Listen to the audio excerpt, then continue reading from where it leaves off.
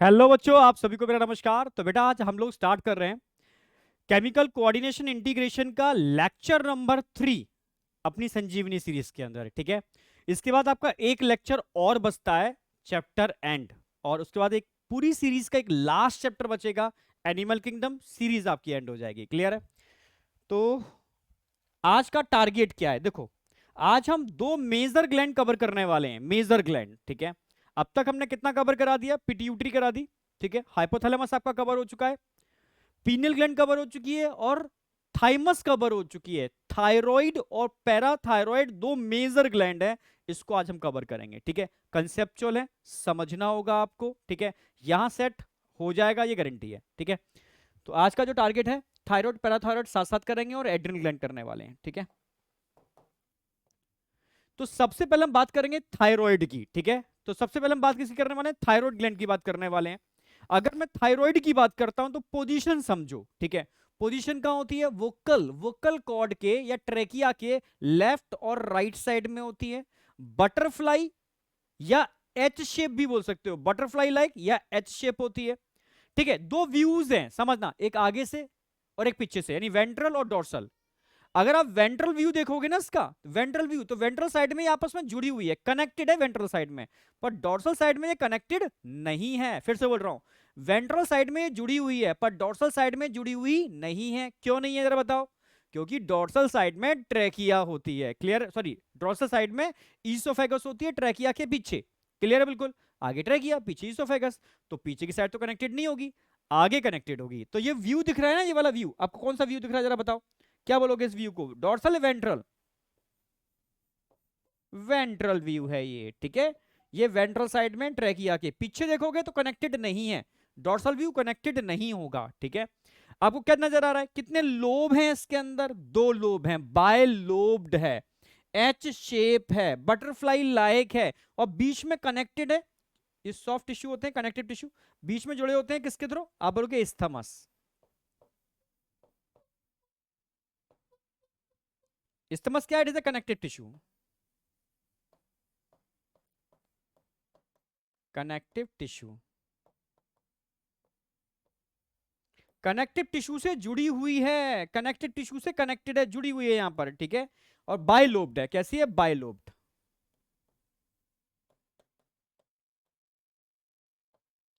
हाँ, बायलोब तो लिखा है, दो लोब होते हैं इसमें, टू लोब होते हैं, जो ट्रैकिया के आइदर साइड में है। ठीक है, एक फ्लैप से कनेक्टेड है, इसको कनेक्टिव टिश्यू बोलते हैं। ठीक है, क्या नाम है इसका? इस्थमस। अगर इसके अंदर का स्ट्रक्चर देखोगे, इस ग्लैंड के अंदर का ट्रांसफर सेक्शन कट करके माइक्रोस्कोप में लगा के स्ट्रक्चर देखोगे, तो अंदर आपको एक टिश्यू देखेंगे, कनेक्टेड टिश्यू, जिनको बोलते हैं स्ट्रोमल टिश्यू। उन स्ट्रोमल टिश्यू में छोटे छोटे सर्किल्स नजर आएंगे, उनको बोलते हैं फॉलिक्यूलर सेल या फॉलिकल्स बोलते हैं, और उन फॉलिकल्स को बनाने के लिए रिस्पॉन्सिबल सेल्स होते हैं, उनको फॉलिक्यूलर सेल्स बोलते हैं। तो अब इसके इंटरनल स्ट्रक्चर की हम स्टडी करते हैं। ठीक है, इंटरनल स्ट्रक्चर की स्टडी करते हैं, आ जाते हैं। ठीक है, अंदर देखोगे ना, तो ये थायराइड को मैंने एक ट्रांसफर सेक्शन कट किया, टीएस ऑफ थायराइड, ये माइक्रोस्कोप में लगाया। माइक्रोस्कोप में लगा करके आपको इस तरीके से फॉलिकल्स नजर आएंगे, ढेरों सारे फॉलिकल्स। ठीक है, इनको फॉलिकल्स बोलते हैं, जो किस एपिथेलियल टिश्यू के मिलने से बनते हैं?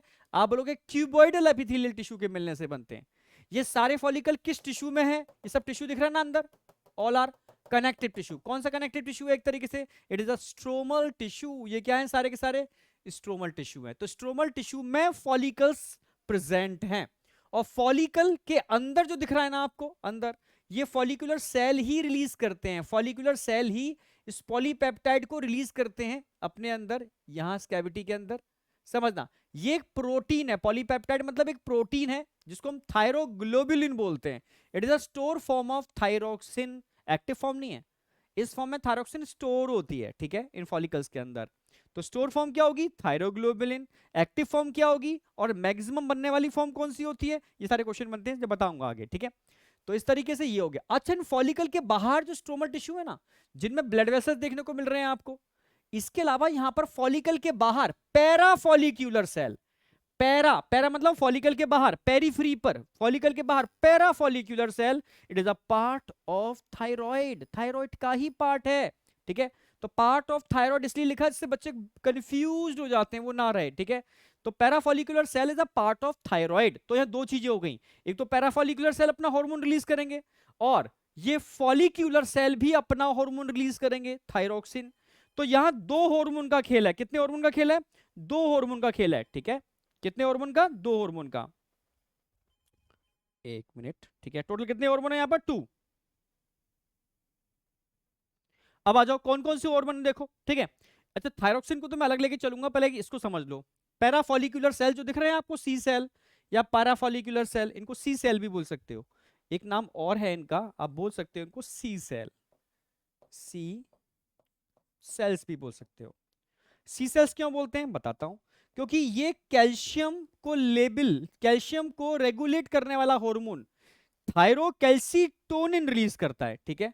ये सेल्स क्या रिलीज करते हैं? ये रिलीज करते हैं, रिलीज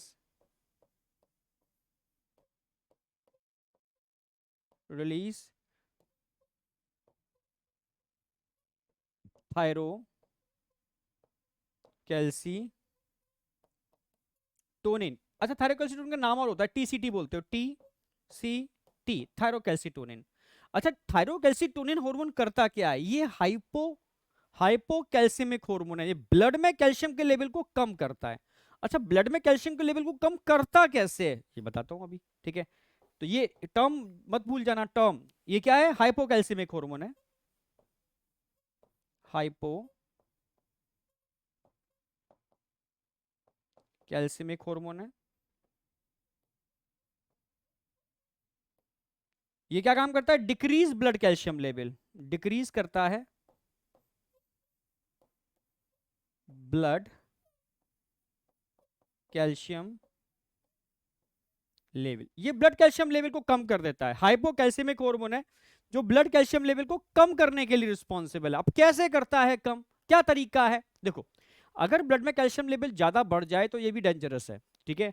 ये कैल्शियम को उठाता है और बोन के मैट्रिक्स से जोड़ देता है, बोन के मैट्रिक्स से जोड़ देता है, जिससे बोन की डेंसिटी बढ़े। समझना, बोन के मैट्रिक्स से जोड़ देता है जिससे बोन की डेंसिटी बढ़े। फिर भी अगर कैल्शियम रह जाए तो किडनी के थ्रू उसको बाहर का रास्ता दिखाता है, ठीक है। तो दो तरीके हैं ब्लड कैल्शियम लेवल कम करने के, डिक्रीज ब्लड कैल्शियम लेवल क्या करके, देखो ले लेते हैं। डिक्रीज ब्लड कैल्शियम लेवल क्या करेगा कम करने के लिए?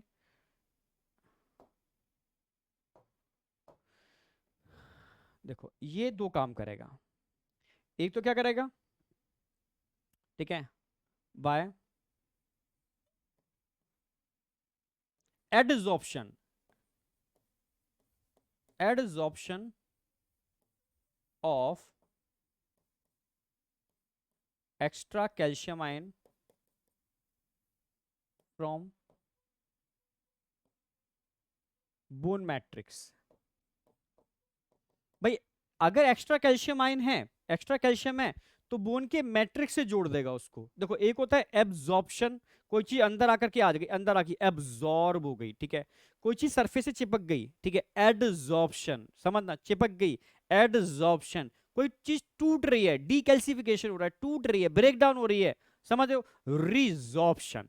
तो एनसीईआरटी में 3 टर्म होते हैं, ठीक है। एक एब्जॉर्प्शन, अंदर आ गई, एडजॉर्प्शन, चिपक गई और ब्रेक हो रही है, ठीक है। तो समझ रहे हो ना मेरी बात? रिजॉर्प्शन, रिजॉर्प्शन, ब्रेकडाउन, ठीक है। चलो, तो decrease blood calcium level by absorption of extra calcium from bone matrix, पहला पहला। दूसरा, और क्या काम करेगा? By elimination, elimination of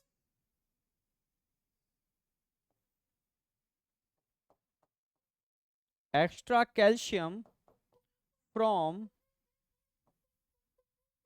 bone matrix, elimination of extra calcium from bone matrix, bone के मैट्रिक्स से, समझना, sorry, elimination of extra calcium through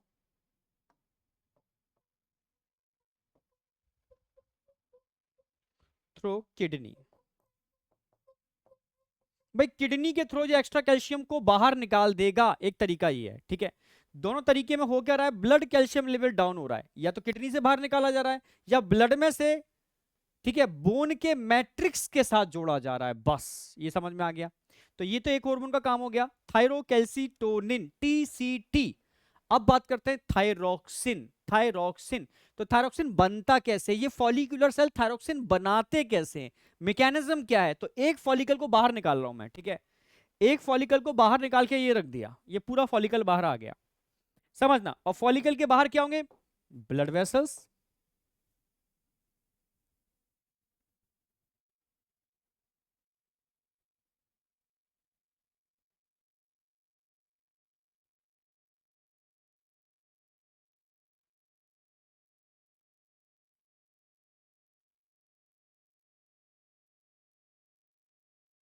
समझना।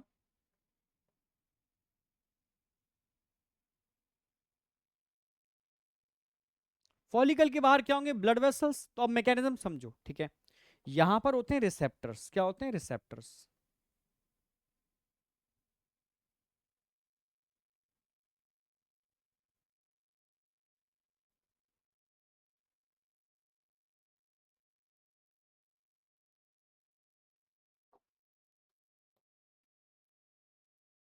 ये रिसेप्टर्स हैं, ठीक है। और यहां है आपकी ग्लैंड थायराइड, थायराइड ग्लैंड, ठीक है,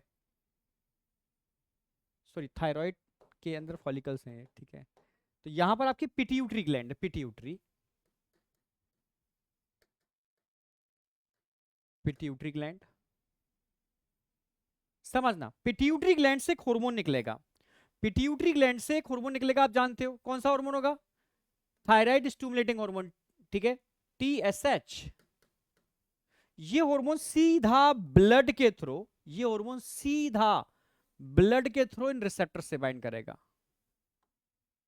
ऐसे दिखा दो, ब्लड में एंटर करेगा ये थायराइड स्टिमुलेटिंग हार्मोन, और यहां से आकर के सीधा इन रिसेप्टर से बाइंड करेगा, और रिसेप्टर से जैसी टीएसएच बाइंड करेगा, सिग्नल कहां जाएगा, सिग्नल अंदर जाएगा कि भाई जरूरत है थायरोक्सिन की, थायरोक्सिन रिलीज कराओ, ठीक है। ये मैकेनिज्म इस तरीके से इंड्यूस होगी। इसके अलावा ब्लड के अंदर आयोडीन भी होती है, ब्लड में कौन होती है, आयोडीन, आयोडीन, आयोडीन ब्लड में होती है। तो ब्लड में से ये आयोडीन एब्जॉर्ब होकर इन सेल्स के पास आती है, और सेल्स के पास आकर के स्ट्रोमा में डाल दी जाती है, ठीक है। इस तरीके से ये आयोडीन ये आ रही है स्ट्रोमा टिश्यू के अंदर, ठीक है, ब्लड से ये आयोडीन सेल्स लेते हैं। अब समझना होगा क्या, अंदर मैंने बताया था यही सेल्स, यही सेल एक्सोसाइटोसिस करते हैं, क्या करते हैं, एक्सोसाइटोसिस, यानी सेल के अंदर डीएनए होता है, डीएनए से आरएनए बनता है, आरएनए से प्रोटीन बनती है, उस प्रोटीन को एक्सोसाइटोसिस से इस फॉलिकल के अंदर डाल दिया जाता है, एक्सोसाइटोसिस से इस फॉलिकल के अंदर डाल दिया जाता है, समझना मेरी बात।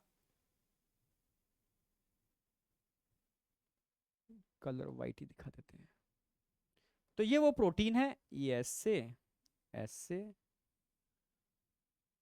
ये प्रोटीन दिखा दिया मैंने, ठीक है। ये कौन सी प्रोटीन है, थायरोग्लोबुलिन। इस प्रोटीन में क्या होंगे, अमाइनो एसिड होंगे, ठीक है, डिफरेंट टाइप के अमाइनो एसिड होंगे, पर हम एक खास प्रकार के अमाइनो एसिड पर फोकस करेंगे, समझना।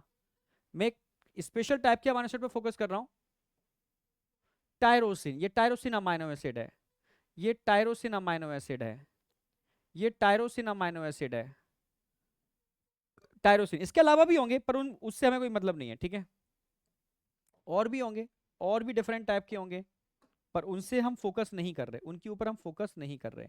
और भी होंगे पर उन पे हमारा फोकस नहीं है, हम सिर्फ टायरोसिन की बात कर रहे हैं, ओनली टायरोसिन, जो पिंक कलर से दिखा रखा है, ठीक है। तो ये टायरोसिन अमाइनो एसिड है, मैं लिख देता हूं,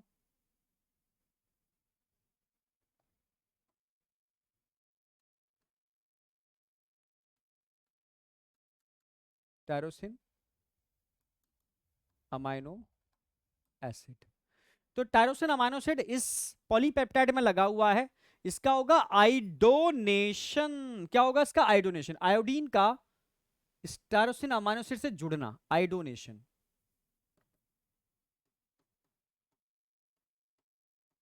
आयोडोनेशन, आयोडोनेशन ऑफ टायरोसिन अमाइनो एसिड, ठीक है। ये मैकेनिज्म होगी, आयोडीन जोड़ेगी इन टायरोसिन से, इस टायरोसिन अमाइनो एसिड से एक आयोडीन भी जुड़ सकती है, इस टायरोसिन अमाइनो एसिड से दो आयोडीन भी जुड़ सकते हैं। समझ रहे हो ना मेरी बात? एक आयोडीन भी जुड़ सकती है, इस टायरोसिन अमाइनो एसिड से दो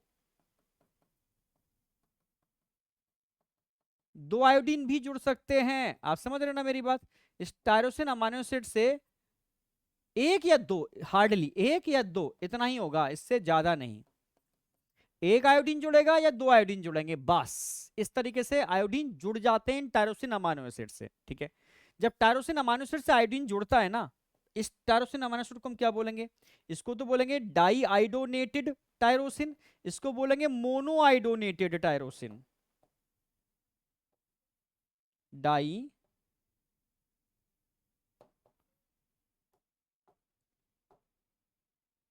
डाई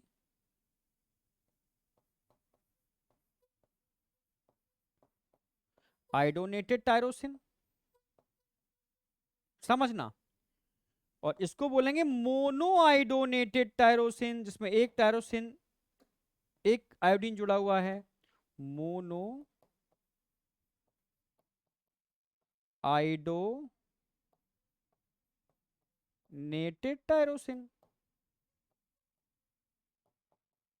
आप समझना, डाईआइडोनेटेड टायरोसिन और मोनोआइडोनेटेड टायरोसिन। ठीक है, इस तरीके के दो टाइप के टायरोसिन बनते हैं इस पॉलीपेप्टाइड में आइडोनेशन के बाद। भाई इस टायरोसिन अमाइनो एसिड से एक आयोडीन जुड़ेगा, मोनो आइडोनेटेड टायरोसिन, दो आयोडीन जुड़ेंगे, डाई आइडोनेटेड टायरोसिन। इस तरीके से टायरोसिन बन जाता है। ठीक है, टायरोसिन का आयोडोनेशन हो रहा है। ठीक है, हो गया आयोडीन से। अब क्या होगा, अब समझना, अगर दो डाई डाई वाले जुड़ गए आपस में तो टेट्रा बन गया, अगर एक डाई और एक मोनो वाला आपस में जुड़ेगा तो ट्राई बन जाएगा।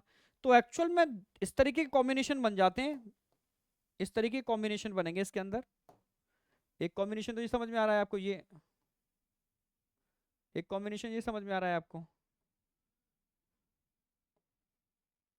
एक कॉम्बिनेशन ये समझ में आ रहा है, दो टाइप के कॉम्बिनेशन बन रहे हैं, एक टेट्रा और एक ट्राई। ठीक है, एक टेट्रा और एक ट्राई। ट्राई वाले को बोलेंगे ट्राई, ठीक है, आयोडो, ट्राई आयोडो टायरोनिन। और टेट्रा वाले को बोलेंगे tetra iodo thyronine. It is the two forms of thyroxine. समझना, इसको क्या बोलने वाले हैं, इसको tri iodo, tri iodo thyronine, इसको बोलेंगे tetra iodo thyronine, tetra iodo thyronine. Tri iodo thyronine और tetra iodo thyronine, tri iodo thyronine को हम बोलते हैं T3 और टेट्रा को बोलते हैं T4। समझ में आया नहीं आया? हाँ, ट्राई आयोडो, ठीक है, टायरोनिन और tetra iodo thyronine, tetra iodo thyronine T3 और T4, ये दो थायरोक्सिन की फॉर्म बन जाती है इन फॉलिकल्स के अंदर। सिंपल सी बात है भाई, यहां से हो अब समझना, ये आयोडीन जो अंदर होती है ना वो एब्जॉर्ब के अंदर आ जाती है, और जो इस पॉलीपेप्टाइड में टायरोसिन अमाइनो एसिड होते हैं ना उनका आयोडोनेशन कर देती है, यानी उनसे अटैच हो जाती है।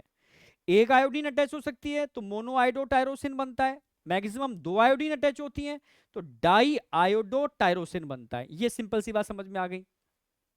कभी कभी डाई डाई आपस में मिल जाते हैं, टेट्रा बन जाता है, और डाई और मोनो आपस में मिल जाते हैं तो ट्राई बन जाता है। ठीक है, तो थायरोक्सिन की दो फॉर्म बनती हैं, एक तो ट्राई आइडोटायरोनिन और एक टेट्रा आइडोटायरोनिन। इसमें कोई डाउट? ड्राई डाई आइडोटायरोनिन और एक टेट्रा आइडोटायरोनिन, ये दो फॉर्म बनती हैं इसकी। ठीक है, डाई और टेट्रा ये ऐसे पड़ी रहती हैं इसके अंदर। अब जब हार्मोन रिलीज होगा, जरूरत होगी इसकी, ये हार्मोन रिलीज होगा TSH, सीधा ब्लड में आएगा, रिसेप्टर से बाइंड करेगा, सिग्नल सीधा अंदर पहुंचेगा। सिग्नल क्या कहेगा कि जो बन चुका है वो वापस अंदर आओ, एंडोसाइटोसिस। तो अब क्या होगी, ये प्रोटीन वापस अंदर आएगी, इसकी एंडोसाइटोसिस होगी, एंडो एंडोसाइटोसिस। बाहर जाती है एक्सोसाइटोसिस, अंदर आएगी एंडोसाइटोसिस, तो एंडोसाइटोसिस होगी तो इस पॉलीपेप्टाइड कहां जाएंगी, अंदर आ जाएंगी, सारी पॉलीपेप्टाइड अंदर आ जाएंगी, इसमें ये पूरी मोतियों की माला वापस टूट जाएगी। समझना, इसमें सिर्फ और सिर्फ T3 और T4 होते हैं, जो T3 और T4 होते हैं, ये इस लिपिड मेम्ब्रेन को क्रॉस कर जाते हैं, बाद बाकी के इस लिपिड मेम्ब्रेन को क्रॉस करने में अनकैपेबल हैं। T3 भी क्रॉस कर सकता है, T4 भी लिपिड मेम्ब्रेन को क्रॉस कर जाता है। T3 T4 भाई ढेर सारे अमीनो एसिड हैं, ठीक है, तो समझना ये प्रोटीन हमेशा ध्यान रखना है आपको, लिपिड को क्रॉस नहीं कर सकती। तो ये प्रोटीन में सिर्फ दो फॉर्म होती है, T3 T4, ये लिपिड मेम्ब्रेन को क्रॉस करने में कैपेबल है, ठीक है, लिपिड सॉल्युबल होते हैं। ये आ गए ब्लड के अंदर। अब ब्लड की हेल्प से ये डिफरेंट ऑर्गन में जाएंगे, ध्यान रखना। इसमें जो T3 होता है ना, ये कम बनता है, T3 बनता है ओनली 20%। हाँ T4 ज्यादा बन जाता है, T4 बनता है लगभग 80%। पर जो मोस्ट एक्टिव फॉर्म होती है वो T3 होती है। एनसीईआरटी ने T3 की बात की है, इसलिए एनसीईआरटी, समझना मेरी बात, एनसीईआरटी ने T3 की बात की है, it is the most active form of thyroxine, समझ रहे हो, पर कम बनती है, ये थायरोक्सिन की एक्टिव फॉर्म है। पर थायरोक्सिन क्या है, तो एनसीईआरटी ने T4 को थायरोक्सिन लिख दिया ब्रैकेट के अंदर, और T3 एक्टिव फॉर्म होती है, कम अमाउंट में बनती है, जिसको वापस हम समझना मेरी बात, T3 चाहिए आपको, तो क्या काम करोगे, हम नहीं करेंगे, ये T4 जो है ना 80% बन रही है, ये जाएगी लिवर जैसे ऑर्गन में, लिवर एटसेट्रा, यानी और भी ऑर्गन है, इसमें जाती है ये T4, और T4 इसमें जाके कन्वर्ट हो जाती है किसके अंदर, T3 में। कैसे कन्वर्ट होगी सर, भाई एक आयोडीन रिमूव हो जाएगा इससे, एक आयोडीन बाहर निकल गया, तो T4 convert into T3, T3 the most active form of thyroxine.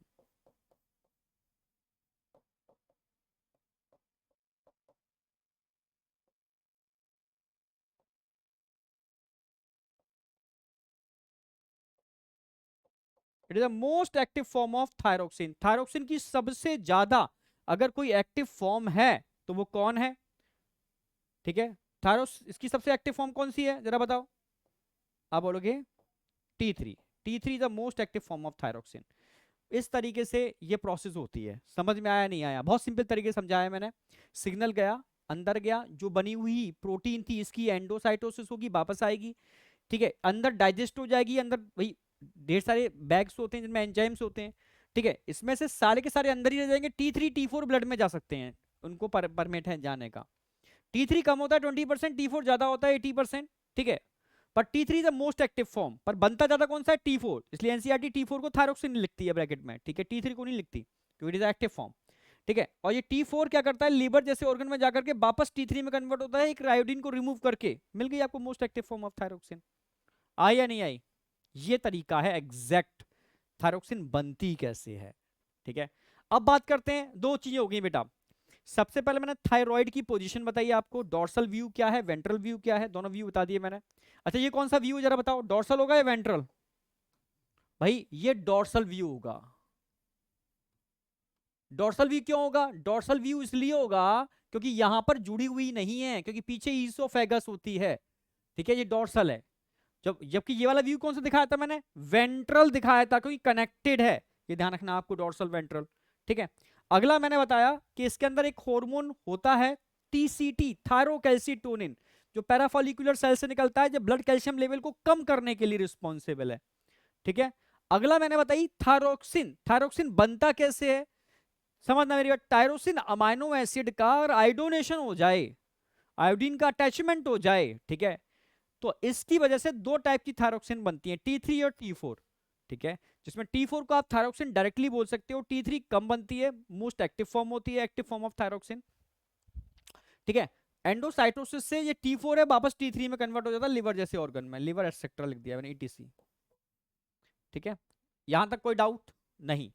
अब फंक्शन देख लेते हैं भाई, T4 T3 के फंक्शन क्या है, थायरोक्सिन के फंक्शन क्या है भाई, इतना तो हम जानते ही हैं, जो थायराइड ग्लैंड होती है इसमें थायरोक्सिन रिलीज होता है, ये हमारे BMR को, बेसल मेटाबॉलिक रेट को नियंत्रित करता है, बढ़ने से रोकता है, घटने से रोकता है, नियंत्रित करता है, ठीक है, क्योंकि BMR बढ़ना भी अच्छी बात नहीं है और BMR घटना भी ठीक बात नहीं है, इसको नॉर्मल कांस्टेंट रखना बहुत जरूरी है, समझ रहे हो। अब आपका किस तरह BMR होता क्या है, मैंने बताया भी है कई बार, हमारी बॉडी में जितने भी मेटाबॉलिक पाथवे चल रहे हैं, जो भी साइकिल चल रही है, टूटने वाली या जुड़ने वाली, ठीक है, या तो कोई चीज टूट रही है, मैकेनिज्म टूटने की हो रही है कैटाबॉलिज्म, या कोई चीज जुड़ रही है बन रही है एनाबॉलिज्म, दोनों को कॉमनली बोलते हैं मेटाबॉलिज्म। और इनकी जितनी भी पाथवे चल रहे हैं, साइकिल चल रही हैं, उनका चलने का एक खास दर होता है, कांस्टेंट दर होता है उससे चलती हैं। अगर ये तेजी से चलना चालू हो जाएंगी तो हीट की फॉर्म में एनर्जी लॉस हो जाएगी, स्लो चलेंगी तो मोटापा बढ़ जाएगा, सिंपल सी बात है। तो इनका एक कांस्टेंट वे में चलना जरूरी है। उसको नियंत्रित करने के लिए इस हार्मोन का निकलना बहुत जरूरी है, ठीक है। तो ये बीएमआर को कंट्रोल करता है, बेसल मेटाबॉलिक रेट, BMR। एक बात clear. These hormone also support the process of red blood cell। Question आया है, इसको क्या बोलते हैं? इरेथ्रोपोइसिस। क्या बोलते हैं इसको? इंक्रीज करता है ये इरेथ्रोपोइसिस।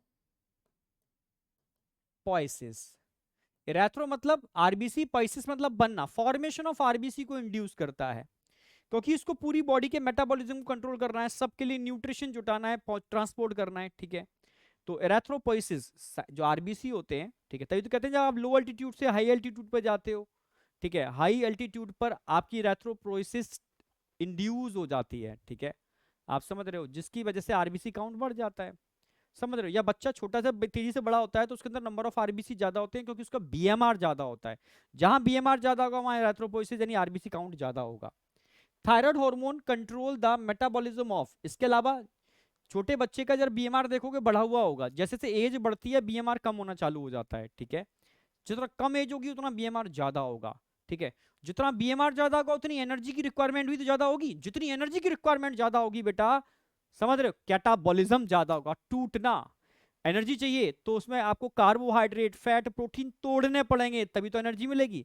यानी thyroid hormone control metabolism of carbohydrate,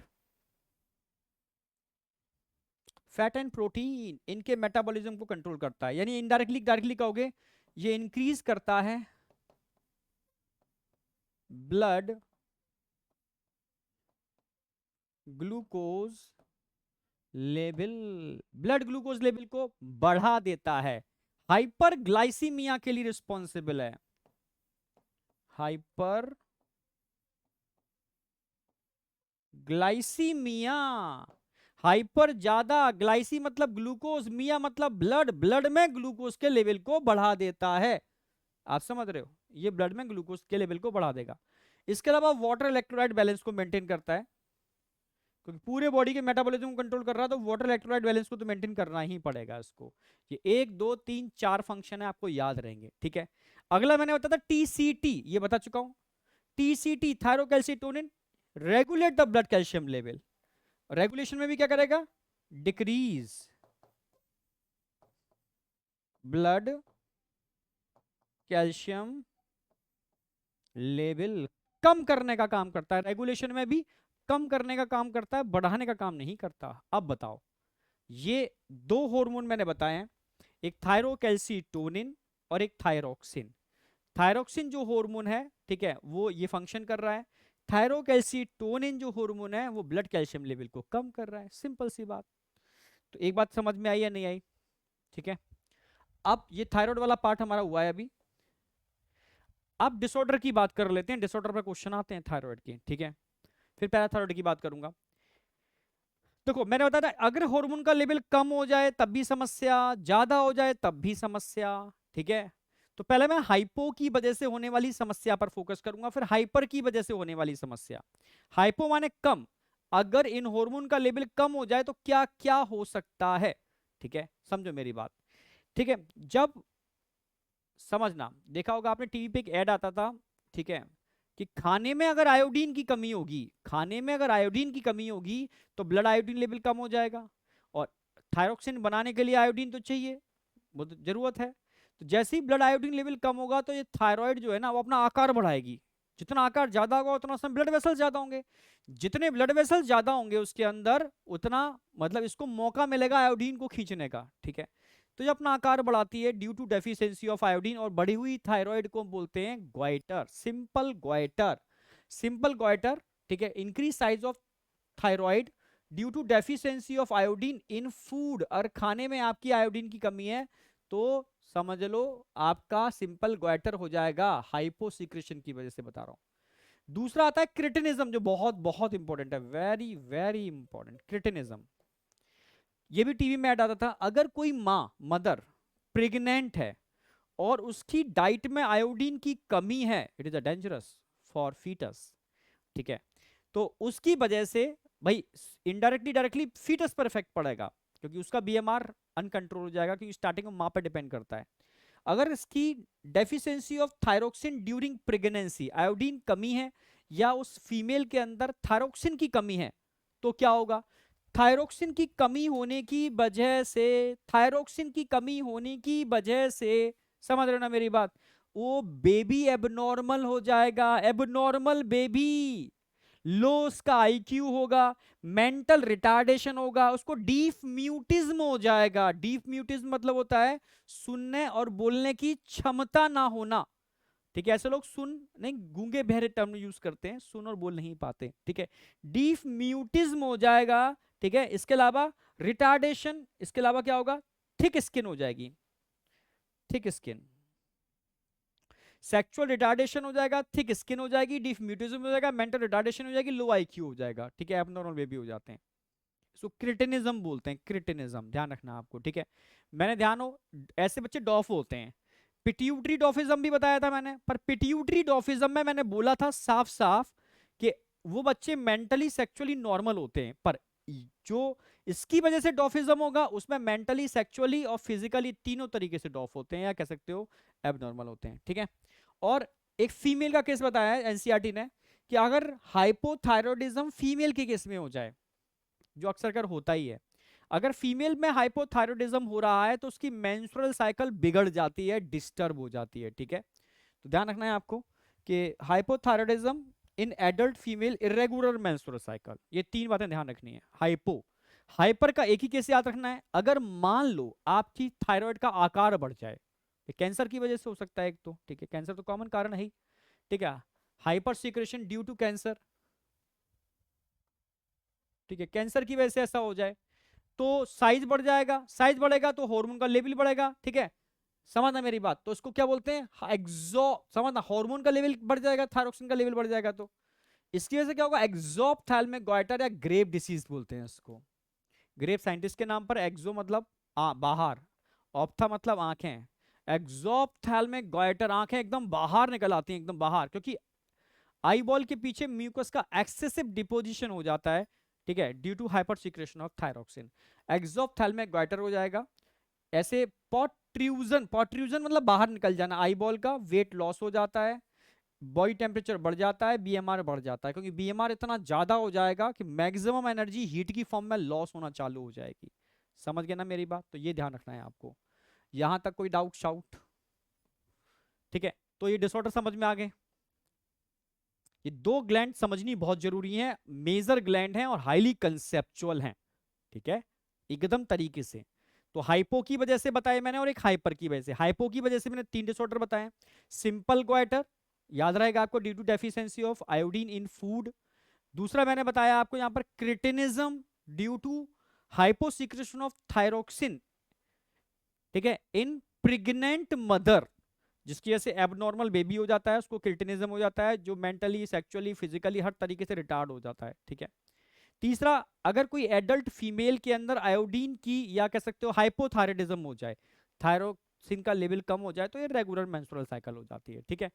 और कैंसर वगैरह के कारण बताया इसमें एक्सॉप, भाई हाइपर सीक्रेशन हो जाएगा तो एक्सॉप्थैल्मिक गॉइटर हो जाएगा। It is also called grave disease, बस नाम ही याद रख लो, इतने से क्वेश्चन मिल जाएगा। चलो, अब दूसरी ग्लैंड इसके अंदर कौन सी ग्लैंड थी? पैराथायरॉइड, थायराइड के अंदर ही थी पैराथायरॉइड, याद आ गया होगा, थायराइड के अंदर ही है पैराथायरॉइड। अगर मैं पैराथायरॉइड की बात करता हूं तो वन वन पेयर हर एक थायराइड के अंदर होते हैं, डायग्रामेटिकली देखोगे तो दिख जाएगा आपको, one pair present in each lobe, देखो दिख रहा है, देखो ये पैराथायरॉइड ग्लैंड है, parathyroid gland, one pair parathyroid इस वाले लोब में है और वन पेयर पैराथायरॉइड इस वाले लोब में है। तो टोटल पैराथायरॉइड 4 होते हैं, टोटल पैराथायरॉइड 4 होते हैं, one pair present in each lobe, one pair present in each lobe, two pairs होते हैं, one pair present in each lobe, ठीक है। कब एक्टिवेट होते हैं? अगर किसी भी कारण से इफ ब्लड कैल्शियम लेवल कम हो जाए, हाइपोकैल्सीमिया हो जाए किसी को, मान लो किसी का ब्लड कैल्शियम लेवल बहुत कम है, हाइपोकैल्सीमिया हो गया, समस्या है ये भी, ठीक है, इसके से टिटेनी हो सकती है। अगर किसी के अंदर ब्लड कैल्शियम लेवल कम हो जाए, समझ, तुरंत ये हार्मोन निकलना चालू हो जाता है, ये पीटीएच पैराथॉर्मोन निकलना चालू हो जाता है, समझ रहे हो, तुरंत ये ग्लैंड एक्टिवेट हो जाती है। तो ये हाइपोकैल्सीमिया स्टिमुलेट करता है पैराथायराइड ग्लैंड को, तब वो रिलीज करते हैं पैराथॉर्मोन, जिसको पीटीएच बोलते हैं। और पीटीएच का काम क्या है, ये हाइपर कैल्सिमिक हार्मोन है, increase blood calcium level. Hypocalcaemia की कंडीशन में निकलता है और करता क्या है, hyper hyper hyper calcaemic hormone है, increase blood calcium level, hyper calcaemia, hyper calcaemia, hyper calcaemia कर देगा, ब्लड कैल्शियम लेवल बढ़ा देगा जी, हाइपर कैल्सीमिया। समझ में आया नहीं आया? तो ये समझना मेरी बात, फिर से मैं बोल रहा हूं, टू पेयर्स होते हैं, one pair present in each lobe. If blood calcium level decrease, blood calcium level decrease, decrease मतलब हाइपो, हाइपो माने कम, कैल्सी मतलब कैल्शियम, मिया मतलब ब्लड। अगर ब्लड में कैल्शियम का लेवल कम हो गया तो ये एक्टिवेट हो जाएगा, तुरंत क्या होगा, पैराथायराइड ग्लैंड एक्टिवेट होंगे, पैराथॉर्मोन रिलीज करेंगे जो ब्लड कैल्शियम लेवल बढ़ा देगा। पर कैसे बढ़ा देगा भाई, हार्मोन तो एक केमिकल मैसेंजर होता है। हाँ, तब ये दो जगह अपना सिग्नल भेजेगा, एक तो भेजेगा ऑस्टियोक्लास्ट के पास, बोन को खाने वाले cell, it is a macrophage, bone eating cell, और एक भेजेगा जेजी सेल, किडनी, याद आ गया होगा, ठीक है। तो अपना लेटर, अपना संदेश दो जगह भेजने वाला है, ये कहां कहां भेजने वाला है,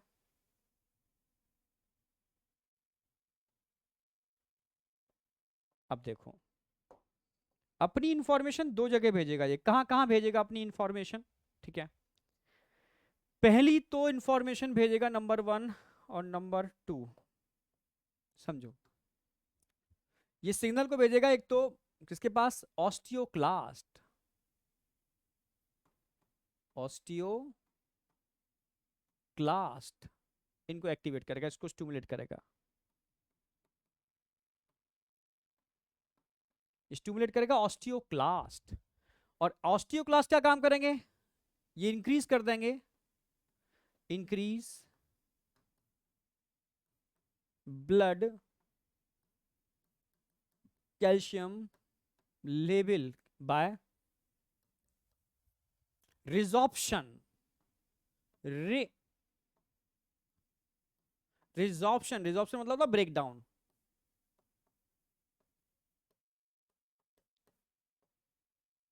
रिजॉर्प्शन ऑफ बोन, बोन के ब्रेकडाउन को बढ़ा देगा, ब्लड कैल्शियम लेवल इंक्रीज कर देगा, सिंपल सी बात है, ठीक है, काम ही है। ऑस्टियोक्लास्ट बोन ईटिंग सेल, याद आ गया होगा। अगला सिग्नल किसके पास भेजने वाला है ये, ठीक है, और किसको स्टिमुलेट करने वाला है, JG cell, J G cells of kidney, kidney के जो जेजी सेल्स है ना उनके पास सिग्नल भेजेगा।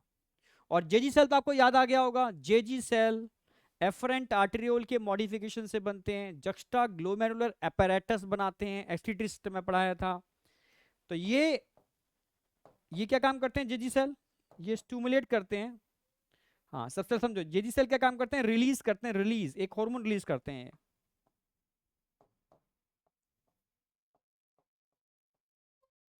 Release erythropoietin hormone, erythropoietin hormone, release erythropoietin hormone. ये क्या काम करता है एराथ्रोपोएटिन, ये इंक्रीज करता है, इंक्रीज एराथ्रोपोइसेस, एराथ्रोपोइसेस कहां पर, in red bone marrow, red bone marrow में एराथ्रोपोइसिस को बढ़ा देता है, जिसकी वजह से नंबर ऑफ आरबीसी बढ़ जाता है, सिंपल सी बात। तो समझ में आया इस हार्मोन का लेवल क्या काम करता है। तो ये पीटीएच है, पीटीएच पैराथॉर्मोन, वो टीसीटी था, ये हाइपर कैल्सिमिक है, दो तरीके से कैल्शियम के लेवल को बढ़ाएगा, या तो ऑस्टियोक्लास्ट को एक्टिवेट करेगा और साथ में जेजी सेल ऑफ किडनी के जेजी सेल के पास सिग्नल भेजेगा कि भाई जागो। समझ रहे हो? अच्छा अच्छा, सॉरी, कैल्शियम की बात चल रही है, कहां से आ गया ये, एक मिनट, जेजी सेल का केस नहीं आएगा, ये आरबीसी काउंट को बढ़ाएगा, ठीक है, ये इसको बताऊंगा अभी। कैल्शियम की बात चल रही है, बात तो यही है, पर जेजी सेल और काम क्या क्या काम करते हैं, जेजी सेल को स्टिमुलेट करेगा, पर जेजी सेल यहां पर एरिथ्रोपोएटिन रिलीज नहीं करेंगे, जेजी सेल रिलीज करेंगे, एक मिनट, ठीक है। अब जेजी सेल क्या रिलीज करेंगे, ये रिलीज करेंगे,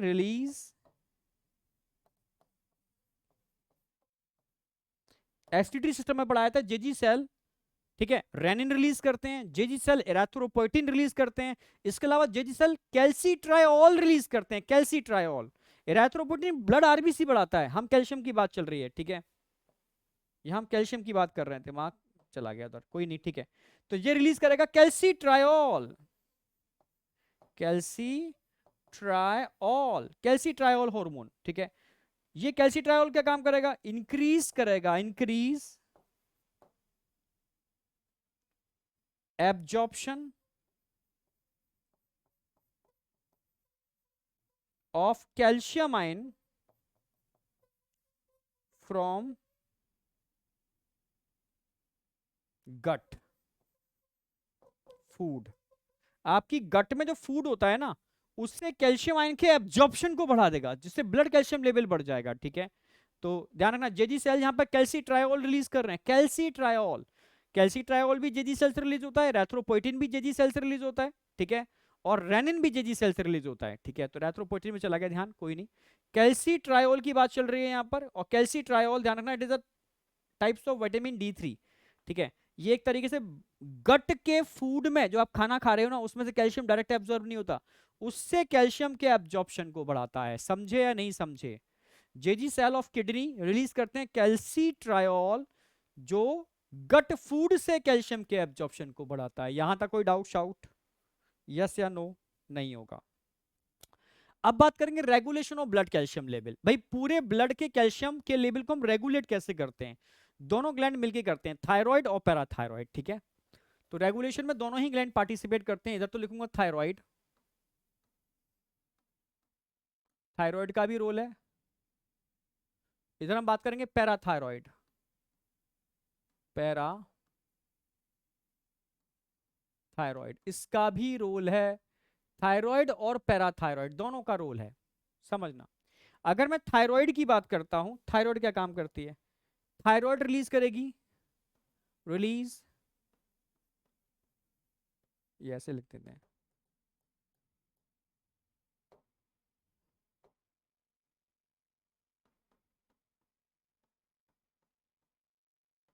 थायराइड रिलीज करेगी टीसीटी,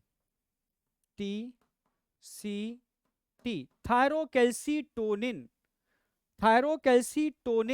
जबकि पैराथायराइड रिलीज करेगी पीटीएच, पैराथॉर्मोन। क्लियर बिल्कुल, यहां से ये रिलीज होगा, समझना। टीसीटी क्या काम करेगा, टीसीटी क्या काम करेगा, ये डिक्रीज करेगा, ब्लड कैल्शियम लेवल, यानी हाइपोकैल्सिमिक है, हाइपोकैल्सिमिक हार्मोन है, कैल्शियम के लेवल को कम करता है। जबकि अगर पीटीएच की बात करेंगे, ये क्या काम करेगा, ये हाइपर इंक्रीज करेगा, ब्लड कैल्शियम लेवल, मतलब हाइपर कैल्सिमिक हार्मोन है, हाइपर कैल्सिमिक हार्मोन है, एक हाइपो है एक हाइपर है, समझना। मान लो सिस्टम बहुत ज्यादा हाइपो हो गया, ब्लड कैल्शियम लेवल बहुत कम हो गया, तो हाइपोकैल्सिमिक कंडीशन तुरंत स्टिमुलेट करेगी किसको जाकर के, कि भाई तुम एक्टिवेट हो जाओ, बढ़ाओ कैल्शियम के लेवल को, एक तरीका तो ये है। अगर मान लो बहुत ज्यादा हाइपर हो गया, तो हाइपर कंडीशन तुरंत स्टिमुलेट किसको करेगी, तुरंत जाएगी और ये स्टिमुलेट करेगी इसको, थायराइड को, कि भाई जाओ और टीसीटी को रिलीज करो। यानी दोनों मिलकर के रेगुलेशन करते हैं, regulation of blood calcium level, regulation of blood calcium level, दोनों मिलकर के ब्लड कैल्शियम लेवल को रेगुलेट करते हैं, दोनों मिलकर के, एक कम दूसरा बढ़ा देगा, दूसरा सब दोनों मिलकर के, समझ रहे हो। चलो, तो रेगुलेशन भी समझ में आ गया। इससे रिलेटेड डिसऑर्डर और हैं, वो भी देख लो। देखो डिसऑर्डर मैंने बताया, किसी भी हार्मोन का लेवल कम होगा तो डिसऑर्डर बढ़ेगा, तो डिसऑर्डर, ठीक है। तो दो बातें ध्यान रखो, हाइपोसीक्रेशन, अगर पीटीएच का हाइपोसीक्रेशन हो जाए, पैराथॉर्मोन का लेवल कम हो जाए, तो ब्लड कैल्शियम लेवल नॉर्मल से भी कम हो जाएगा, समझ रहे हो। और ब्लड कैल्शियम लेवल अगर नॉर्मल से भी कम हो गया तो बहुत कैल्शियम का बहुत इंपॉर्टेंट रोल होता है। ये कैल्शियम सोडियम चैनल्स को मेंटेन करके रखता है, समझो, एक तरीके से उनको बंद करके रखता है। जैसे मान लो ये मसल्स है, मैं मसल्स का डायग्राम अगर बनाऊं, अगर तुम्हें मूवमेंट एंड लोकोमोशन वाला चैप्टर याद हो, तो मसल्स का डायग्राम बनाया था मैंने। मसल्स के डायग्राम में मैंने बताया था बेटा, इस तरीके से चैनल्स होते हैं, सोडियम चैनल्स, याद आ गया होगा, सोडियम चैनल्स होते हैं, ठीक है, ये सोडियम चैनल्स होते हैं। और इन सोडियम चैनल से यहां पर कैल्शियम आयन बाइंड रहता है, कैल्शियम आयन बाइंड रहता है ब्लड कैल्शियम आयन इससे जुड़ा हुआ है, जिसकी वजह से सोडियम चैनल बंद रहते हैं, ठीक है। जब जब ACH एसिटाइल कोलिन आएगा और यहां आके बाइंड करेगा, तब चैनल खुलेंगे, तब सोडियम की एंट्री होगी, ये तरीका था, ठीक है। नॉर्मल केस में क्या है, सोडियम अभी बंद है, सोडियम अभी बंद है, समझना मेरी बात, सोडियम बंद है क्योंकि अभी ACH की बाइंडिंग अभी नहीं हो रही, ACH की बाइंडिंग नहीं हो रही है, ब्लड कैल्शियम लेवल इससे बाइंड करके इनको बंद रखेगा। यानी ब्लड कैल्शियम लेवल क्या काम करता है, इसको पोलराइज कंडीशन में मेंटेन करता है, मेंटेन इन पोलराइज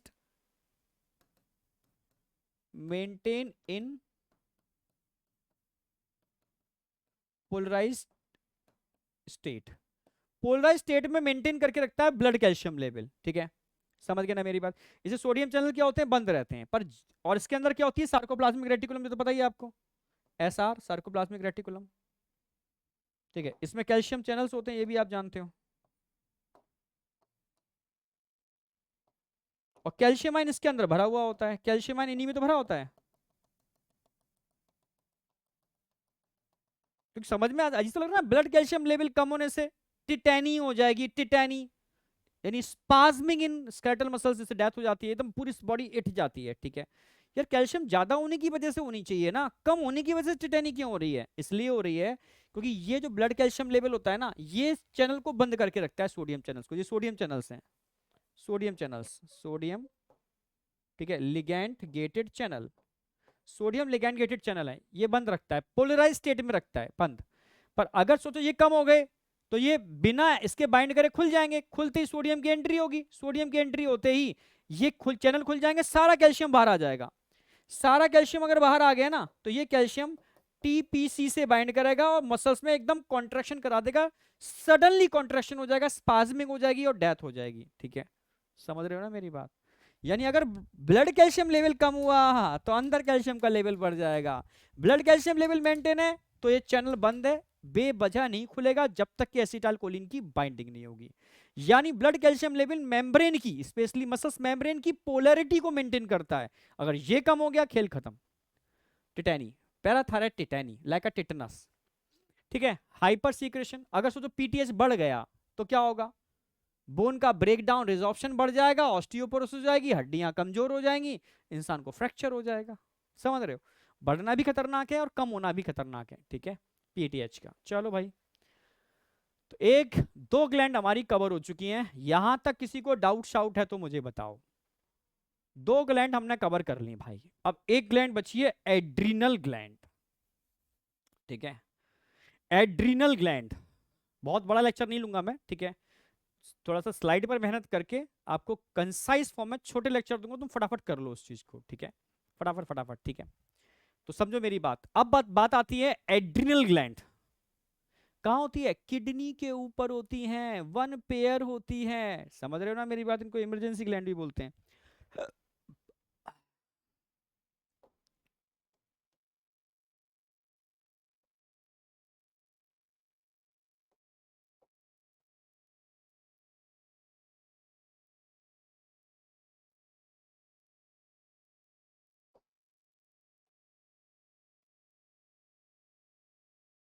हम्म।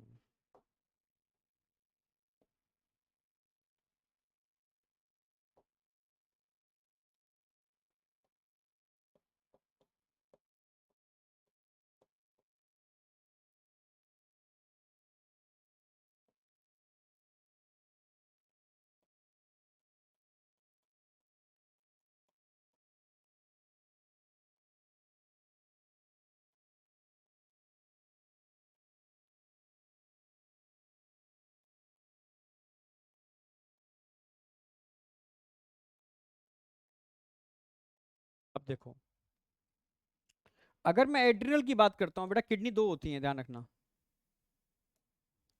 तो our body has one pair adrenal glands होते हैं, वन एट एंटीरियर पार्ट, कहां पर होते हैं, anterior part of each kidney, हर किडनी के एंटीरियर पार्ट पर लगी होती है। एंटीरियर पार्ट, ये एंटीरियर पार्ट है ऊपर वाला, एंटीरियर पार्ट है, anterior part of each kidney. ठीक है, the gland is composed of two type of tissue, centrally located होते हैं, उसको हम क्या बोलते हैं, जो अंदर होते हैं, अंदर वाले को क्या बोलेंगे, एड्रिनल मेडुला, बाहर वाले को क्या बोलेंगे, आउटर वाले को क्या बोलेंगे, एड्रिनल कॉर्टेक्स। ठीक है, अब इन दोनों को मैं एक्सप्लेन करूंगा, एड्रिनल कॉर्टेक्स और एड्रिनल मेडुला। समझे, समझे या नहीं समझे? ठीक है, तो अब हम बात करते हैं। हम्म, अब इस एड्रिनल ग्लैंड को हम बाहर निकाल रहे हैं। ठीक है, एड्रिनल ग्लैंड को हमने बाहर निकाला, इसके दो पार्ट हैं, आउटर कॉर्टेक्स, इनर मेडुला। तो मैंने भाई एनसीईआरटी का डायग्राम ले दिया है। अंदर वाला पार्ट क्या है, मेड्यूला, बाहर वाला पार्ट क्या है, कॉर्टेक्स, किडनी के ऊपर होती है। अंदर वाला पार्ट मेड्यूला, बाहर वाला पार्ट कॉर्टेक्स, किडनी के ऊपर होती है। तो वन पेयर किडनी है तो वन पेयर एड्रिनल ग्लैंड होंगे। ठीक है, अगर मैं अंदर के पार्ट की बात करता हूं ना, मेडुला, जो अंदर वाला पार्ट है, मेडुला अंदर वाला पार्ट, उसकी बात करता हूं मेडुला की। ठीक है, तो मेडुला इनर पार्ट होता है जिसका ओरिजिन उल्टा होगा, एक्टोडर्मल है। मेडुला अंदर का पार्ट है पर ओरिजिन एक्टोडर्मल है, जबकि कॉर्टेक्स बाहर का पार्ट है, ओरिजिन उल्टा बोलोगे एंडोडर्मल है, सॉरी मीजो, एंडो बोल गया। जबकि एड्रिनल कॉर्टेक्स, कॉर्टेक्स बाहर का पार्ट है, जबकि ओरिजिन क्या होगा उसका, मीजोडर्मल। मोस्टली ऑर्गन का ओरिजिन मीजोडर्मल होता है, बट इसकी मेडुला का ओरिजिन एक्टोडर्मल है, ये एक्सेप्शनल केस है एक तरीके से मानो, ये चीज याद रखनी होगी आपको। ठीक है, कॉर्टेक्स बाहर का पार्ट है, बाहर बाहर कॉर्टेक्स है, कॉर्टेक्स बाहर का पार्ट है, पर ओरिजिन मीजोडर्मल है। क्लियर बिल्कुल। अब आगे आ जाओ, नेचर ऑफ हार्मोन, भाई जो मेडुला से हार्मोन निकलते हैं प्रोटीन नेचर के होते हैं, जो कॉर्टेक्स से हार्मोन निकलते हैं वो स्टीरॉइड नेचर के होते हैं, steroids, fat soluble, protein water soluble. समझना, जो प्रोटीन नेचर के हार्मोन है जो एड्रिनल मेडुला से निकलते हैं, इनको हम बोलते हैं इमरजेंसी हार्मोन। इनको क्या बोलते हैं हम, इमरजेंसी हार्मोन, या डबल एफ हार्मोन भी एनसीईआरटी लिखती है। डबल एफ का मतलब है fight and flight hormone, fight and flight hormone, यानी इमरजेंसी में फाइट फ्लाइट, समझ रहे हो, जब भी कोई इमरजेंसी होती है।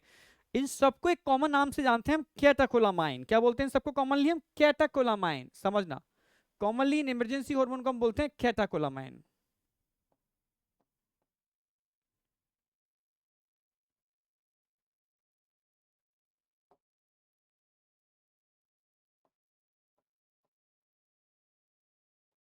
कैटाकोलामाइन, समझना मेरी बात, इनको क्या बोलते हैं स्पेशली हम, कैटाकोलामाइन। यहां तक समझना पड़ेगा आपको। तो क्या बोलेंगे इमरजेंसी में, इमरजेंसी हार्मोन को कैटाकोलामाइन। मेरी बात समझ रहे हो क्या? चलो, इमरजेंसी हार्मोन को हम कैटाकोलामाइन बोलेंगे, ये ध्यान रखना है आपको। ठीक है,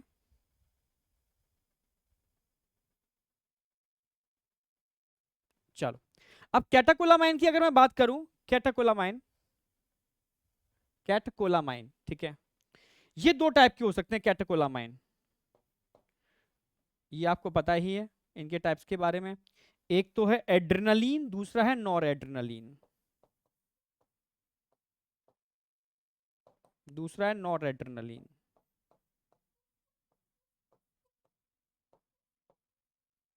अच्छा, एड्रेनलिन का एक नाम और होता है, इसको हम एपिनेफ्रिन भी बोलते हैं, एपिनेफ्रिन, और इसको नॉर एपिनेफ्रिन बोलते हैं, nor epinephrine, epinephrine nor epinephrine. अगर मैं, समझना मेरी बात, एड्रेनलिन,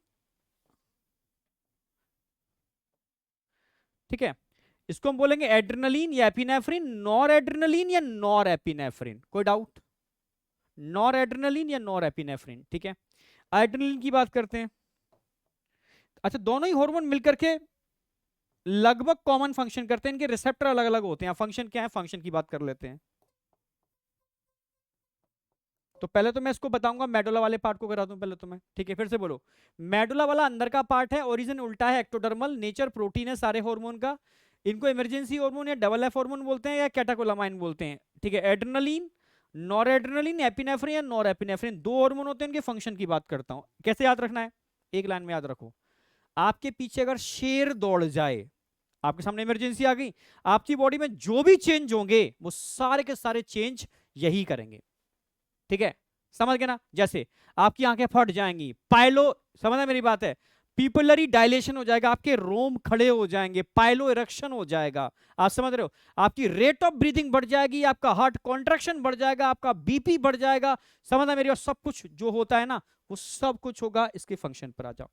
तो फंक्शन क्या है, इंक्रीज अलर्टनेस, शेर दौड़ेगा, आपकी अलर्टनेस बढ़ेगी। पीपुलरी डायलेशन, आपकी आंखों के पीपल डायलेट हो जाएंगे, आंखें फट जाएंगी, दौड़ दौड़ोगे, ठीक है। पाइलो इरेक्शन, आपके रोम रोम खड़े हो जाएंगे। इंक्रीज स्वेटिंग, पसीना बढ़ेगा, रेट ऑफ ब्रीथिंग बढ़ेगा, हार्ट रेट बढ़ जाएगा, बीपी बढ़ जाएगा। इंक्रीज ब्लड ग्लूकोज लेवल, क्योंकि दौड़ लगानी है, आपके अंदर ब्लड ग्लूकोज लेवल बढ़ जाएगा। यानी break down of glycogen fat protein बढ़ जाएगा। समझ रहे हो? यानी जब भी ये इमरजेंसी हार्मोन निकलते हैं तो समझ लो ये सब चीजें आपकी बॉडी में हो जाती हैं। बस शेर को दौड़ा देना अपने पीछे, तो कोई रट्टा मारने की जरूरत नहीं है, सारे सारे अपने आप याद हो जाएंगे। तो ये वाली बात हमारी किसकी कवर हो गई, ये सारी बात हमारी मेडुला वाली पार्ट कवर हो गई। अब बात करते हैं कॉर्टेक्स के हार्मोन। किस नेचर के होते हैं कॉर्टेक्स के हार्मोन? स्टेरॉइड नेचर के होते हैं, ठीक है। Steroid, fat soluble. अच्छा, जो कॉर्टेक्स के हार्मोन होते हैं तो पता होना चाहिए, कॉर्टेक्स में भी 3 लेयर होते हैं। 3 लेयर होते हैं, outer, middle, inner. Outer, middle, inner. जो मिडिल लेयर होती है थोड़ी वाइडेस्ट होती है, थोड़ी वाइड होती है, ठीक है। Outer, middle, inner. अब मैं तीनों लेयर की बात करता हूं, एक एक करके देखो। समझना, एड्रिनल कॉर्टेक्स की बात चल रही है, मेडुला कवर करा दिया। 3 लेयर्स होंगी, आउटर, मिडिल, इनर। जो आउटर लेयर है बेटा, आउटर लेयर, उसको बोलते हैं जोना ग्लोमेरुलोसा। ग्लोमेरुलस से याद रखना, glomerulus, zona glomerulosa. Middle layer zona fasciculata, ठीक है। और सबसे inner layer zona reticularis. Zona glomerulosa, fasciculata, reticularis. और सबसे वाइडेस्ट लेयर मिडिल लेयर होती है। अब तीनों ही लेयर के अलग अलग ग्रुप ऑफ हार्मोन है, तीनों ही लेयर के अलग अलग ग्रुप ऑफ हार्मोन है। और उन ग्रुप ऑफ हार्मोन का नाम याद रखना है, मेन हार्मोन का नाम याद रखना है, उस मेन हार्मोन के सिक्रेशन को कंट्रोल कौन करता है और उसका फंक्शन क्या है। बस 4 पॉइंट आपको इन तीनों लेयर के याद रखने हैं बस। ग्लोमेरुलसा के ग्रुप ऑफ हार्मोन कौन से हैं, इसका मेन हार्मोन क्या है, इसका फंक्शन क्या है, उसका कंट्रोल कौन करता है, ऐसे इसका ऐसे इसका, बस इतना याद रखना है। जोना मतलब लेयर, ग्लोमेरुलोसा जो किडनी को कंट्रोल करता है, जोना मतलब लेयर, फेसिकुलेटा जो ब्लड ग्लूकोज लेवल को मेंटेन करता है, कॉर्टिसोल के सीक्रेशन को, जोना रेटिकुलरिस ये सेक्स कॉर्टिकॉइड है, ठीक है। अब एक एक करके लेके चलते हैं। तो सबसे पहले मैं बात करूंगा आउटर लेयर, जोना ग्लोमेरुलोसा। मैंने बताया पहले तो ग्रुप ऑफ हार्मोन क्या है इस लेयर के, group of hormone mineralocorticoids. Glomerulosa, glomerulus मतलब किडनी, मतलब मिनरेलोकॉर्टिकॉइड्स। ग्रुप ऑफ हार्मोन क्या होंगे इसके, मिनरेलोकॉर्टिकॉइड्स। मेन हार्मोन को क्या होगा इसका, एल्डोस्टेरोन। एल्डोस्टेरोन इसका मेन हार्मोन है, समझ रहे हो ना मेरी बात। किडनी में पढ़ाया था एल्डोस्टेरोन, याद आ गया होगा, मेन हार्मोन है।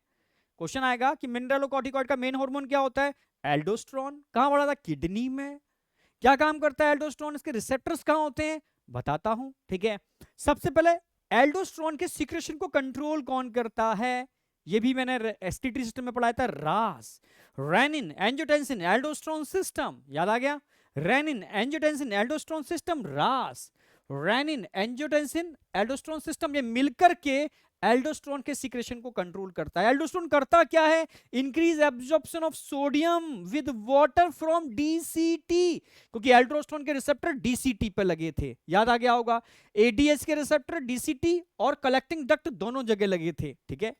तो क्या करता है? Increase absorption of sodium and water from DCT, sodium के लेवल को बढ़ाता है, पर फास्फोरस और पोटेशियम के एलिमिनेशन को बढ़ाता है, बाहर का रास्ता दिखाता है, इसके एब्जॉर्प्शन को घटा देता है, ठीक है। यानी इनको घटाएगा, इसको बढ़ाएगा, फाइनली इलेक्ट्रोलाइट बैलेंस करेगा, वाटर इलेक्ट्रोलाइट बैलेंस करेगा, एक को बढ़ा रहा है एक को घटा रहा है, वाटर इलेक्ट्रोलाइट बैलेंस करेगा, मतलब, और ये पता है आपको, इलेक्ट्रोलाइट बीपी को कंट्रोल करते हैं ऑस्मो रेगुलेशन में, ठीक है। Maintain blood pressure and osmolarity, maintain blood pressure and osmolarity, दोनों को मेंटेन करने का काम करेगा। आई या नहीं आई? सिंपल सी बात, फिर से बोल रहा हूं। आउटर लेयर ग्लोमेरुलोसा, किडनी की आउटर लेयर ग्लोमेरुलोसा, क्लियर है बिल्कुल। यानी इसका ग्रुप ऑफ हार्मोन क्या होगा? मिनरलोकॉर्टिकॉइड्स। मेन हार्मोन क्या होगा? एल्डोस्टेरोन। अच्छा, एल्डोस्टेरोन को सीक्रेशन को कंट्रोल कौन करेगा? रास। क्या करता है एल्डोस्टेरोन? सोडियम को बढ़ाएगा, पोटेशियम को और फास्फोरस को कम करेगा, यानी वाटर इलेक्ट्रोलाइट बैलेंस करेगा, मतलब ब्लड प्रेशर ऑस्मोलरिटी को मेंटेन करेगा। क्लियर है ना एकदम? यहां तक कोई डाउट शाउट? नो, एकदम क्लियर, बिंदास, बढ़िया। आगे अब middle layer, middle layer zona fasciculata, सबसे वाइडेस्ट लेयर होती है, सबसे चौड़ी मिडिल लेयर है, वाइडेस्ट है।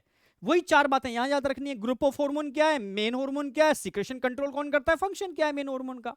Group of hormone glucocorticoids, group of hormone glucocorticoids. Main hormone कौन सा है इसका? Cortisol, it is also called cortisone, hydroxy cortisone, cortisol क्या बोलते हैं? Hydroxy cortisone, it is also called life saving hormone. ये आपकी जिंदगी को बचाने का काम करता है इमरजेंसी में, बताऊंगा अभी, ठीक है। समझ रहे हो? इसके सीक्रेशन को कंट्रोल कौन करता है? एडिनोकॉर्टिकोट्रोफिक हार्मोन, जो एंटीरियर पिट्यूटरी से रिलीज होते हैं, लिखाया भी था मैंने, एंटीरियर पिट्यूटरी से एसीटीएच रिलीज होता है, जो कॉर्टिसोल के सीक्रेशन को कंट्रोल करता है, ठीक है। लाइफ सेविंग हार्मोन वहां भी लिखाया था मैंने, ठीक है। अच्छा, अब इसका फंक्शन क्या है कॉर्टिसोल का? कॉर्टिसोल करता क्या है? ठीक है, इसको एंटी स्ट्रेस हार्मोन बोलते हैं। ये स्ट्रेस को कम करता है। जब आप स्ट्रेस में आते हो ना, इसका लेवल बढ़ जाएगा, समझता है कि बॉडी स्ट्रेस में क्यों है, बॉडी परेशान क्यों है, तो ये बढ़ना चालू हो जाएगा, ठीक है। ये आपके बॉडी में ग्लूकोज का लेवल बढ़ाएगा, उसको लगेगा बॉडी स्ट्रेस में, ग्लूकोज दो उसको, ग्लूकोज चढ़ाओ उसके अंदर, ग्लूकोज उसको बढ़ाओ उसकी बॉडी में, तो आपका ब्लड ग्लूकोज लेवल बढ़ा देगा, यानी फैट प्रोटीन कार्बोहाइड्रेट के ब्रेक डाउन को बढ़ा देगा। पर आप तो स्ट्रेस में ऐसे ही पड़े हो ना, तो स्ट्रेस की वजह से मोटापा बढ़ जाता है, इसकी वजह से मोटापा बढ़ता है, समझना मेरी बात, ठीक है। तो increase blood glucose level by break down of glycogen and stimulate, जब भी कोई इमरजेंसी होगी, आप स्ट्रेस में होगे, आपका इरेथ्रोपोइसिस कर देगा ये, ठीक है, आपके आरबीसी काउंट बढ़ा देगा। पर इसका ड्रॉबैक क्या है? जब भी आप स्ट्रेस में होगे तो आपका इम्यूनिटी घट जाएगा। मैंने बोला था कोरोना के टाइम पर दुनिया स्ट्रेस में थी, कोरोना से पहले, क्योंकि वर्कलोड, तमाम चीजें ऐसी चीजें हैं जिसकी वजह से कहीं ना कोई स्ट्रेस में है। आप लोग पढ़ाई के स्ट्रेस में हो, लोग जॉब के स्ट्रेस में, कोई किसी स्ट्रेस में, कोई किसी स्ट्रेस में। स्ट्रेस की वजह से इम्यून सिस्टम कमजोर होता है, और इम्यून सिस्टम कमजोर होने की वजह से कोरोना जैसे वायरस आते हैं तो लाशों के ढेर बिछ जाते हैं। समझ में आया ना? तो सेम कंसेप्ट ही है, क्योंकि इंसान की इम्यूनिटी अंदर से कमजोर है, ठीक है, और इम्यूनिटी के लिए स्ट्रेस फ्री रहना बहुत जरूरी है, ठीक है। तभी तो इस हार्मोन का यूज बहुत जगह कर रहे हैं हम लोग, ठीक है। जैसे कहीं कहीं हमें इम्यूनिटी कम करनी होती है, जैसे कभी ऑर्गन ट्रांसप्लांट करना हो तो उस समय इम्यून सेल को सप्रेस करना पड़ेगा, आप कॉर्टिसोल दे दो। किसी को बहुत ज्यादा एलर्जी हो जाए, एलर्जी हाइपर इम्यूनिटी की वजह से होती है, हाइपर एग्रेशन, इम्यून सेल के हाइपर एग्रेशन की वजह से होती है, कॉर्टिसोल दे दो, ठीक है, मेरी बात समझ रहे हो ना। किसी को एस्थमा हो जाए, कॉर्टिसोल दे दो, ठीक है। तो कॉर्टिसोल एक तरीके से, किसी को कहीं सूजन आ रही है बहुत ज्यादा, कॉर्टिसोल दे दो, एंटी इंफ्लामेटरी, सब इम्यून सेल की वजह से होते हैं। तो आज की डेट में कॉर्टिसोल का बहुत जगह यूज भी कर रहे हैं ट्रीटमेंट में, क्योंकि इम्यूनिटी को घटाते हैं, मतलब इम्यून सेल को सप्रेस करते हैं, सीधी सी बात। तो कहां कहां यूज कर सकते हो इसको? Used in during organ transplantation,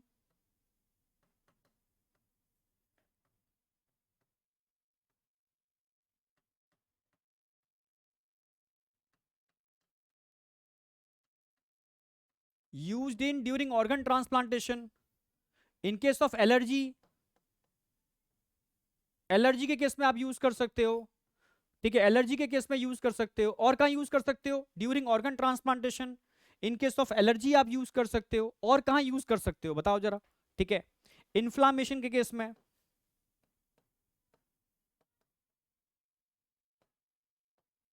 inflammation के केस में आप यूज कर सकते हो। और कहाँ यूज कर सकते हो उसके केस में?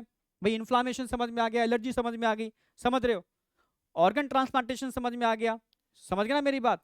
तो ऐसा ऑटो इम्यून डिसऑर्डर एलर्जी की वजह से होते हैं, auto immunity, auto immunity etcetera, इन सब केसों में आप इसको यूज कर सकते हो। आप समझ में आ रहा है? इन सब केसों में आप यूज कर सकते हो इस कॉर्टिसोल को, ठीक है। अब तीसरी लेयर, जोना रेटिकुलरिस। तीसरी लेयर क्या है? जोना रेटिकुलरिस। जोना रेटिकुलरिस की बात करता हूं तो वही group of hormone sex corticoids.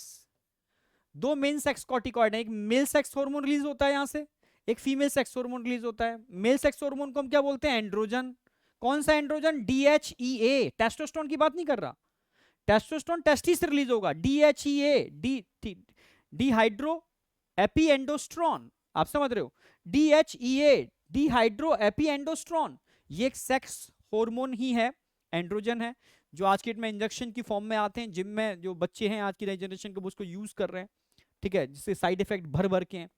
It is responsible for pubic hair, facial hair, body hair, इन सबके लिए यही हार्मोन रिस्पॉन्सिबल होता है एक पर्टिकुलर एज आने के बाद, ठीक है, at the time of puberty, puberty के टाइम पर प्यूबिक हेयर, फेशियल हेयर, आप समझ रहे हो, ठीक है, और body hair, specially axillary hair, इन सब के लिए कौन रिस्पॉन्सिबल होता है? यही हार्मोन। ऐसी फीमेल के अंदर oestradiol, it is the types of oestrogen, oestradiol types, ये एंड्रोजन, ये एस्ट्रोजन, एस्ट्राडाइऑल, ये फीमेल के सेकेंडरी सेक्सुअल कैरेक्टर को मेंटेन करता है, पर मेल में ये प्रभावी नहीं होता। क्यों? क्योंकि मेल सेक्स हार्मोन इसके ऊपर डोमिनेंट हो जाते हैं। समझ में आया? चलो फाइनली हम आएंगे लास्ट में इसके डिसऑर्डर, ठीक है। अगर मैं डिसऑर्डर की बात करूं, अगर मैं डिसऑर्डर की बात करूं तो एक ही डिसऑर्डर आपको याद रखना है यहां पर, ओनली सिंगल डिसऑर्डर, जो एनसीईआरटी में दे रखा है, पहले पीछे हुआ करता था, एनसीईआरटी ने इसको आगे कर दिया है, ठीक है। हाइपोसीक्रेशन की वजह से, हाइपर नहीं, हाइपोसीक्रेशन की वजह से एक बीमारी हो जाती है Addison's disease. Addison's disease very very very important, Addison's disease due to hyposecretion of, किसका hyposecretion? Due to hyposecretion of mineralocorticoids and glucocorticoids. अगर बॉडी में मिनरलोकॉर्टिकॉइड्स या ग्लूकोकॉर्टिकॉइड्स का हाइपोसिक्रेशन हो जाए, या आपसे क्वेश्चन आए किसी एक्सीडेंट की वजह से एड्रिनल ग्लैंड का कुछ पार्ट रिमूव हो गया, ठीक है, जिसकी वजह से मिनरलो और ग्लूकोकॉर्टिकॉइड का सिक्रेशन कम हो गया, बताओ कौन सा डिसऑर्डर होगा? एडिसन्स डिसीज, सिंपल, ठीक है। तो इसको आपको याद रखना है, एडिसन्स डिसीज, ठीक है, ड्यू टू हाइपोसिक्रेशन। तो आज हमारे दो मेजर और एक माइनर पैराथायरॉइड कवर हो गए, ठीक है। तो इसको एक बार अच्छी से रिवीजन करना, याद करने वाले जो पॉइंट हैं वो डिसऑर्डर्स हैं और हार्मोन के नेम और उनके एक्शन, ठीक है, मतलब उनका फंक्शन, आपको ये याद रखना है, ठीक है। एक छोटा सा लेक्चर और लूंगा आपका 1 घंटे का, पूरा का पूरा आपका एंडोक्राइन आपके ब्रेन में सेट होगा। ओके, तो अब मिलते हैं अगले लेक्चर के अंदर। क्लियर है बिल्कुल? ठीक है, लेक्चर बहुत बड़ा नहीं है, छोटा ही लेक्चर है, ठीक है, इजीली इसको डाइजेस्ट कर जाओगे। और कल मैं अगेन इसका लास्ट लेक्चर लेकर के आ रहा हूँ आपका, ये खत्म, ठीक है। फिर एनिमल किंगडम के बाद आपका पूरा सीरीज एंड हो जाएगी आपकी, क्योंकि 11th वाला पूरा हम कवर करा रहे हैं, और 12th वाला हम कवर कहाँ करा रहे हैं? द्रोणा सीरीज के अंदर, ठीक है। तो वो आप ज्वाइन कर ही रहे हो। थैंक यू बेटा, all the best, bye bye बेटा, bye bye bye bye bye.